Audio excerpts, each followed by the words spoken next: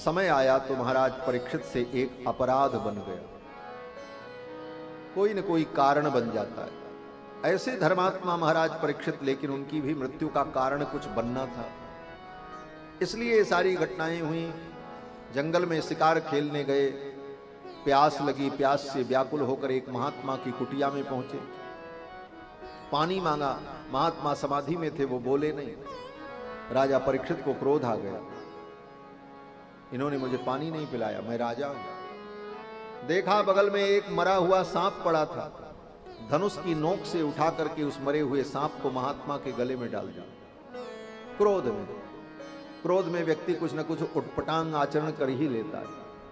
ऐसे ही हो गया। ये कोई सोच समझ करके नहीं हुआ, नियति यही। जैसी हो भवितव्यता तैसी मिले सहाय, आप न आवे ताहि पर ताहि तहां ले जाए। वैसा संजोग बन गया। महात्मा तो कुछ नहीं बोले, लेकिन उनका बेटा जो था श्रृंगी, उसको जब पता चला तो उसने श्राप दे दिया, जिस राजा ने मेरे पिता के गले में मृत सर्प को डाला, आज के 7वें दिन तक्षक नाग उसे काट ले, उसकी मृत्यु हो गई। राजा को शाप हो गया। महाराज परीक्षित को जब पता चला तो परीक्षित बड़े दुखी हुए, और उसी समय उन्होंने अपना राज्य अपने पुत्र जन्मेजय को सौंप दिया और सब कुछ छोड़कर गंगा के तट पर आ गए महाराज परीक्षित। क्यों? बोले 7वें दिन अब तक्षक नाग काटेगा, मरना 7 दिन का समय बचा है। कहां चले? बोले गंगा के तट पे चलो। गंगा के तट पर मरेंगे तो मुक्ति मिल जाएगी। गंगे तव दर्शनात् मुक्ति। और सांप के काटने से अकाल मृत्यु होती है, और अकाल मृत्यु के पाप से बचने का, अकाल मृत्यु के दोष से बचने का यही उपाय है कि भगवान के चरणामृत का आश्रय लेना चाहिए। अकाल मृत्यु हरणम सर्वव्याधि विनाशनम विष्णोः पादोदकम पीत्वा पुनर्जन्म न विद्यते। इसलिए महाराज परीक्षित गंगा के तट पर आ गए। ये समाचार सुनकर के बड़े बड़े ऋषि मुनि महात्मा लोग भी वहां आ गए। चर्चा होने लगी। 7 दिन का समय है परीक्षित के पास, इन्हें क्या करना चाहिए। कोई कुछ कह रहा था, कोई कुछ कह रहा था। तब तक कहीं से घूमते हुए अकस्मात श्री सुखदेव जी महाराज वहां पर आ गए। बोलो श्री सुखदेव भगवान की। श्री भागवत की कथा में सुखदेव जी का यही आगमन होता है। ये वही सुखदेव जी जिन्होंने अपने पिताजी से संपूर्ण भागवत को सुना है। परमहंस, 16 वर्ष की अवस्था, दिगंबर, शरीर पर कोई वस्त्र नहीं, वक्त विकीर्ण केशम, केस खुले हुए, अलक्षलिंगो, शरीर पर कोई चिन्ह नहीं है कि कोई इनको बता सके कि ये ब्राह्मण है कि क्षत्रिय हैं कि वैश्य हैं कि शूद्र हैं। शरीर पर कोई ऐसा चिन्ह नहीं है जिस चिन्ह को देख करके कोई कह दे कि ये ब्रह्मचारी हैं कि गृहस्थ हैं कि सन्यासी हैं कि वानप्रस्थी हैं। अलक्षलिंगा निजलाभ तुष्टो।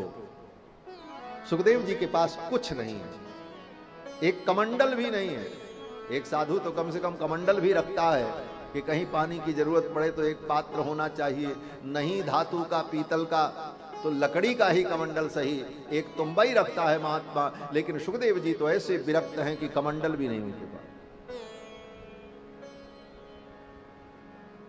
क्यों? बोले सोचने की अपनी दृष्टि है, और सोचो तो सच्ची बात है। कमंडल क्यों रखते हैं? बोले पानी पीने के लिए। बोले भले तुम कमंडल रखो, पानी न मिले तो कहां से पियोगे? खोपड़ी पियोगे? क्या करोगे? बोले पानी मिलेगा। बोले तो जब पानी मिलेगा तो फिर कमंडल भी मिल जाएगा, काहे को कमंडल रखना? जो पानी देगा वो कमंडल भी देगा। जो पानी पीने की क्षमता दिया है वो पानी भी देगा, और समय पर जब पानी मिलेगा तो पानी कैसे पिया जाएगा उसके संसाधन भी मिल जाएंगे, ये तय है। अब यहां तक सोच लो तो कमंडल की भी कोई जरूरत नहीं। सुखदेव जी ने अपने पास एक कमंडल भी नहीं रखा, कुछ नहीं, एक वस्त्र भी नहीं शरीर पर, यहां तक कि एक आसन भी नहीं। अरे कहीं बैठेंगे तो क्या करेंगे? अपना आसन अपने साथ रखें, मृग चर्म कुशासन बाघंबर जो कुछ है। लेकिन सुखदेव जी तो ऐसे परमहंस हैं। सुखदेव जी ने सोचा ये शरीर भी मिट्टी का है और ये धरती भी मिट्टी है, तो मिट्टी और मिट्टी के बीच में व्यवधान की क्या आवश्यकता है? शरीर को ढकने के लिए कपड़ा पहनो, नीचे रखने के लिए, बिछाने के लिए बिस्तर रखो, तब बैठो। मिट्टी मिट्टी में ही रहे, क्या आपत्ति है? इसलिए जहां बैठ जाओ वहीं आसन है। सुखदेव ने अपने जीवन में एक आसन भी अपने पास नहीं। ऐसे परमहंस महाराज कुछ नहीं है, परम विरक्त। और वास्तव में जितना त्याग जीवन में होगा उतना ही सुख मिलेगा। ये पक्की बात है, ये नोट कर लेना। त्याग में ही सुख है। त्यागात शांतिरनंतरम, गीता में भगवान कहते हैं त्याग में ही सुख होता है, संग्रह में सुख नहीं होता। संग्रह में तो दुख होता है।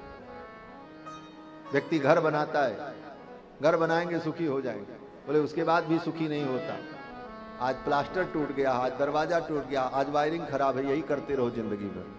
उसी को संभालने में ही सारी जिंदगी चली जाती है। और जिसने कुछ नहीं बनाया वो मस्त है, जहां जो मिलता है उसी सुविधा में वो जी लेता है। सोचने का केवल अंतर है। सुखदेव जी ने जीवन में कोई संग्रह नहीं किया और फिर भी संतुष्ट है। आप कहोगे असंतुष्ट होंगे, जब कुछ है ही नहीं है तो असंतोष होगा। कहते नहीं, निजलाभ तुष्ट, निजलाभ तुष्ट, आत्मलाभ उनको हो चुका है इसलिए संतुष्ट है। जिसको आत्मलाभ हो जाता है उसको अनात्म लाभ और अलाभ से कोई लेना देना नहीं। दो वस्तुएं होती हैं, एक आत्मा एक अनात्मा। अनात्मा से कोई लाभ नहीं होता। अनात्मा क्या है? बोले संसार की जड़ वस्तुएं, बिस्तर, तकिया, घर, मकान, दुकान, ये क्या है? बोले अनात्मा है। इसमें कोई आत्मा थोड़ी होगी।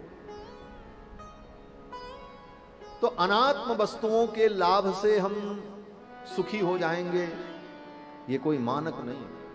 असली सुख तो आत्मा में आत्मलाभ होगा।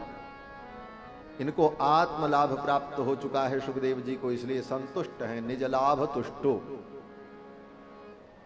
व्रतश्च बालैरवधूत वेशा। सुखदेव जी जब आ रहे थे तो गांव के बच्चे उनके पीछे पीछे दौड़ रहे थे। क्यों? बोले समझ रहे थे कोई पागल जा रहा है। नंगे ही थे, दिरंग, कोई कपड़ा वपड़ा नहीं, 16 वर्ष की अवस्था, आजान बाहु, नंगे पांव, अपनी मस्ती में कभी इधर चलते कभी उधर चलते, कभी लड़खड़ाते, कृष्ण का स्मरण करते हुए आंखों से अश्रुपात होते। गांव के बच्चे तो समझ रहे थे कोई पागल आया, कोई पत्थर फेंक रहा है, कोई मिट्टी फेंक रहा है। व्रतश्च बालैरवधूत वेशः, बालकों से घिरे हुए अवधूत वेश धारण किए सुखदेव भगवान आ गए। सुखदेव जी जब आए तो सभी मुनि महात्माओं ने उठ करके उनका स्वागत किया। राजा परीक्षित ने भी उनके चरणों में प्रणाम किया। और सुखदेव जी वहां जो वेदिका बनी थी उसी वेदिका पर सुखदेव भगवान विराजमान हुए। सुखदेव जी को किसी ने बुलाया नहीं था, अकस्मात आ गए। किसके लिए आ गए? बोले राजा परीक्षित के लिए आ गए।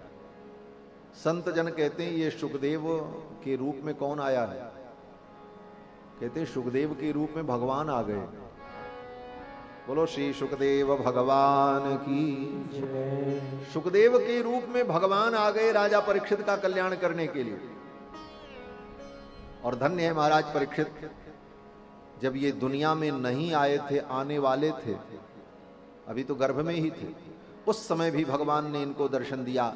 और जब दुनिया से जाने का समय आ गया तो सुखदेव के रूप में भगवान इनको दर्शन देने के लिए आ गए। तत्रागमत भगवान व्यासपुत्रो, सुखदेव भगवान आ गए। और सुखदेव जी जब आए, राजा परीक्षित ने उनको प्रणाम किया, बड़े बड़े ऋषि मुनियों ने प्रणाम किया। लेकिन सुखदेव जी उनके प्रणाम से अभिभूत नहीं हुए। गांव के बच्चे उनके ऊपर धूल फेंक रहे थे, उससे वो दुखी नहीं हुए। और इन बड़े बड़े मुनियों ने उनका समादर किया, इससे कोई उनके अंदर प्रसन्नता का भाव भी नहीं आया। समान भाव, सम मान निरादर आदर ही सब संत सुखी विचरंत मन। मान और सम्मान में जिसकी समान बुद्धि हो जाए, मान किया वो भी ठीक, सम्मान किया वो भी ठीक, अपमान किया वो भी ठीक, सब में समान बुद्धि। सुखदेव जी आए और बैठ गए। राजा परीक्षित ने सुखदेव जी के चरणों में प्रणाम किया और कहा, भगवान अब मैं आपसे पूछता हूं, अतः पृच्छामि संसिद्धिम योगिनाम परमं गुरु। हे योगियों के परम गुरु, अब मैं आपसे पूछता हूं कि एक मरने वाले व्यक्ति को क्या करना चाहिए। यही प्रश्न महाराज परीक्षित का है। बस एक मरने वाले व्यक्ति को क्या करना चाहिए, और इसी का उत्तर देते हुए सुखदेव जी ने राजा परीक्षित को सब ज्ञान विज्ञान सुना दिया। यही भागवत है। हम आप भी मरने वाले हैं, सब मरेंगे। ये जितना बैठे हैं सब मरेंगे, कोई नहीं बचेगा। आप कहोगे महाराज यही श्राप दे रहे हो क्या? वे श्राप हो नहीं दे रहे, सत्य है। हम भी मरेंगे, ऐसा थोड़ी, सब मरेंगे। लाख वर्ष जियो मगर मरना है, उम्र पैमाना एक दिन भरना है। तू आखिरियत मुहैया कर ले गाफिल, तुझे दुनिया से सफर करना, जाना पड़ेगा, मरना पड़ेगा। और 7 दिन में ही मरना। हाँ। क्यों बोले 8वां दिन होता ही नहीं। रविवार, सोमवार, मंगलवार, बुधवार, बृहस्पतिवार, शुक्रवार, शनिवार, 7 ही दिन ब्रह्मा ने बनाया। इसी 7 दिन में सब मरेंगे। कोई मंगल को मरेगा, कोई बुध को मरेगा, कोई बृहस्पति को मरेगा। और राजा परीक्षित भी 7 दिन में मरेंगे। लेकिन अगर विचार करो तो राजा परीक्षित से ज्यादा भयानक स्थिति हमारी आपकी। हाँ। क्यों बोले राजा परीक्षित तो 7वें दिन मरेंगे। 7 दिन में 7 सेकंड भी अगर बाकी रहा तो राजा परीक्षित नहीं मरेंगे। क्यों बोले शाप तो सत्य होना है। ठीक 7वें दिन वो मरेंगे, उसके पहले नहीं मर सकते। क्यों बोले तय हो गया है, 7वें दिन उनको मरना है, यही शाप है। लेकिन हमारी आपकी क्या स्थिति है? 7 घंटे बाद रहेंगे कि नहीं रहेंगे, किसी को कोई गारंटी है? कोई बता दे। हम आपको आज कथा सुना रहे, कल सुना पाएंगे कि नहीं सुना पाएंगे, इसकी क्या गारंटी? कल आप कथा सुन पाएंगे कि नहीं सुन पाएंगे, इसकी कौन जिम्मेदारी ले? अगले क्षण का ठिकाना नहीं है। हमारी आपकी स्थिति तो महाराज परीक्षित से भी ज्यादा गई गुजरी है। एक पल की खबर नहीं है क्या होने वाला है। एक महात्मा कहते थे खबर नहीं पल की और बात करें कल की। कहते कल करेंगे। अरे एक पल का ठिकाना नहीं है, कल क्या करो? 5 वर्षीय योजना बना करके बैठे हैं, 10 वर्षीय योजना बना करके बैठे हैं, 1 मिनट का ठिकाना नहीं है। इसीलिए संतों ने कहा काल करे सो आज कर, आज करे सो अब, पल में परलय होएगी बहुरी करोगे कब। इसलिए आत्म कल्याण का साधन करने में विलंब नहीं करना चाहिए। जीवन का कोई ठिकाना नहीं। इस दुनिया में बच्चे भी मरते हैं, जवान भी मरते हैं, बूढ़े भी मरते हैं। कोई जरूरी नहीं है कि हर व्यक्ति बूढ़ा ही होकर के मरेगा। कोई जरूरी नहीं। बच्चे भी मरते हैं, जवान भी मरते हैं। लोग कहते महाराज बुढ़ापे में सब भजन वजन करेंगे आराम से, सब काम कर लें, जब रिटायर हो जाएंगे तो सब कर लेंगे। पता नहीं रिटायर होने के पहले कहीं दुनिया से ही रिटायर हो गए तो क्या हो जाएगा, फिर तो मौका ही नहीं मिलेगा। सच पूछो तो अभी जो करना है कर लो, जो तुम्हारे हाथ में है वो कर लो। कल किसी के हाथ में नहीं, काल किसी के हाथ में नहीं, समय अपने हाथ में नहीं होता, घड़ी किसी के हाथ में नहीं है। लोग कहते हैं महाराज घड़ी तो हमारे हाथ में है। बोले आपके हाथ में नहीं है, वो आपके हाथ को बांध रखी है। घड़ी माने समय। घड़ी को आपने नहीं बांधा है, घड़ी ने आपको बांधा है। घड़ी को आप किस चीज से बांधे हो? घड़ी ही तो आपके हाथ को बांधे हुए है। विचार करना, शब्द का केवल फर्क है। कहते हैं घड़ी को हमने बांधा है, अरे घड़ी ने तुमको बांध रखा है महाराज। तुम्हारे हाथ स्वतंत्र नहीं है, काल के अधीन है, घड़ी ने तुमको बांध रखा है। और कब तुम्हारे हाथ की वो शक्ति चली जाए तुम्हें पता ही नहीं। इसलिए जो करना है अभी कर लो, तत्काल कर लो, जितना कर लोगे वही अपना है। और रही बात बुढ़ापे की, तो बुढ़ापा कौन देखा है? बुढ़ापे में हम भजन करेंगे, बुढ़ापे में क्या भजन करोगे? मुंह में एक भी दांत नहीं रहेगा, राम राम कहोगे तो आम आम निकलेगा। यही होगा। शुद्ध राम राम भी नहीं निकल सकता। राम कह निकलेगा आम, बोल नहीं पाओगे। क्या राम कहोगे? और राम कहोगे वो भी कब कहोगे? बोले कभी इधर कमर में दर्द, कभी घुटने में दर्द, तो हाय राम कहोगे। राम राम तो नहीं कह पाओगे। यही होता है। इसलिए यावत स्वस्थमिदम कलेवर गृहम यावत च दूरे जरा, जब तक ये शरीर स्वस्थ है, बुढ़ापा दूर है, तब तक आत्मश्रेयसी तावदेव विदुषा कार्या प्रयत्नो महान, तब तक अपने कल्याण का साधन कर लो, यही बुद्धिमत्ता है। राजा परीक्षित ने पूछा, एक मरने वाले व्यक्ति को क्या करना चाहिए? अतः पृच्छामि संसिद्धिम योगिनाम परमम गुरुम पुरुषस्येह यत् कार्यम म्रियमाणस्य सर्वथा। और इसी प्रश्न का उत्तर देते हुए सुखदेव जी ने कथा सुनाई।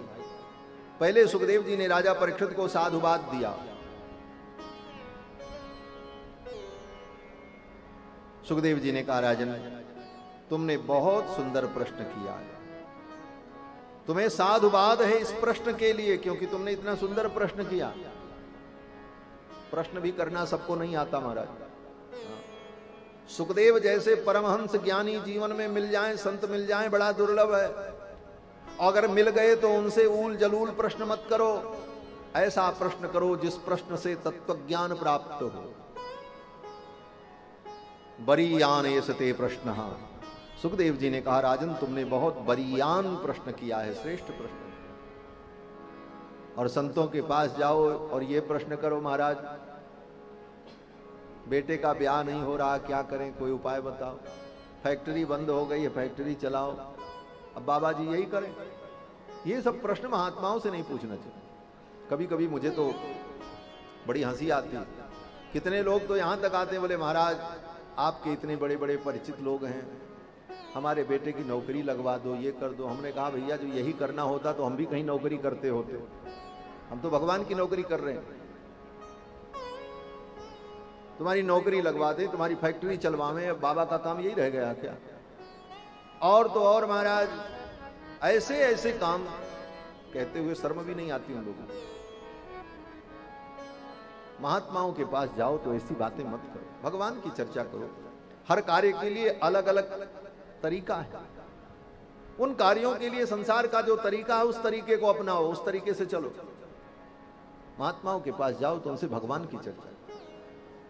आत्मविद सम्मत पुंसाम, आत्म तत्व के विषय में उनसे प्रश्न करो, भगवान के विषय में प्रश्न करो। ऐसे उल्टे पलटे प्रश्न नहीं करना चाहिए।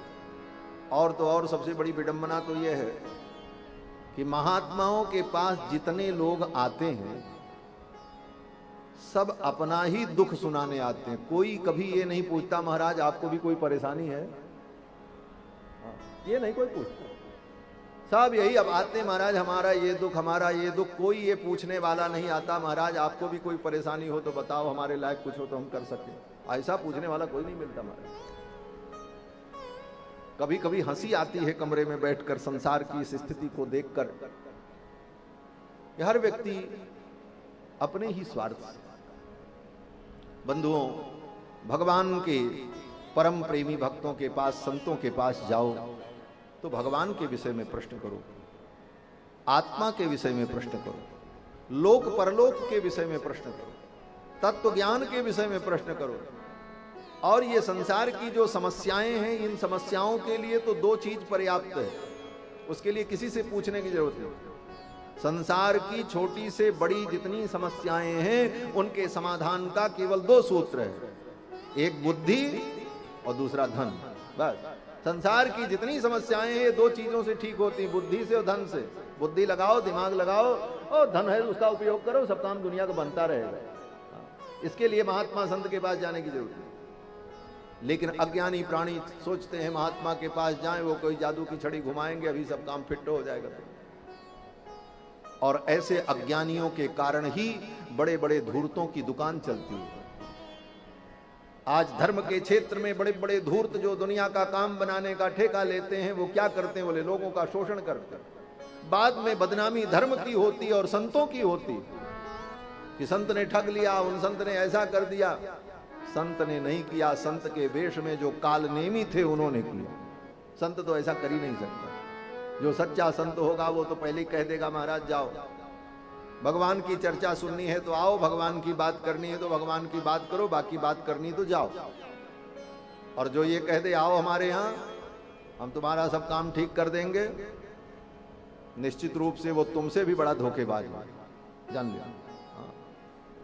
वो तुम्हें ही नहीं धोखा दे रहा, अपनी आत्मा को भी धोखा दे रहा और भगवान को भी धोखा दे रहा। इस दुनिया में वशिष्ठ से बड़ा ज्ञानी कौन होगा? ब्रह्मा के साक्षात पुत्र हैं और ब्रह्मा की आत्मा से, ब्रह्मा के हृदय से उनका प्रादुर्भाव हुआ, किसी मां के पेट से नहीं पैदा हुआ। वो वशिष्ठ जी महाराज जो राम जी के कुल गुरु। और वशिष्ठ जी ने मुहूर्त निकाला, क्या? बोले राम जी का राज्याभिषेक होगा। सूरदास जी लिखते हैं, मुनि वशिष्ठ से पंडित ज्ञानी शोध के लगन धरी। शोधा लगन बिचारा, राम जी का राज्याभिषेक हो, सारी पंडिताई धरी रह गई। और हुआ क्या? बोले राम जी को वन में जाना पड़ा। मुनि वशिष्ठ से पंडित ज्ञानी शोध के लगन धरी, सीता हरण मरण दशरथ को वन में विपत्ति परी, कर्म गति टारे नाही करी। तो जब वशिष्ठ जी नहीं टाल पाए तो फिर इस चक्कर में पड़ने की जरूरत ही नहीं। बस भजन करो भगवान का, बस एक ही उपाय है भगवान का भजन, और कोई उपाय नहीं। श्री सुखदेव भगवान ने राजा परीक्षित को साधुवाद दिया। बरीयाने सते प्रश्न, राजन तुमने बहुत सुंदर प्रश्न किया। कृतो लोकहितम नृप, और तुम्हारे इस प्रश्न के उत्तर से सारे लोक का हित हो।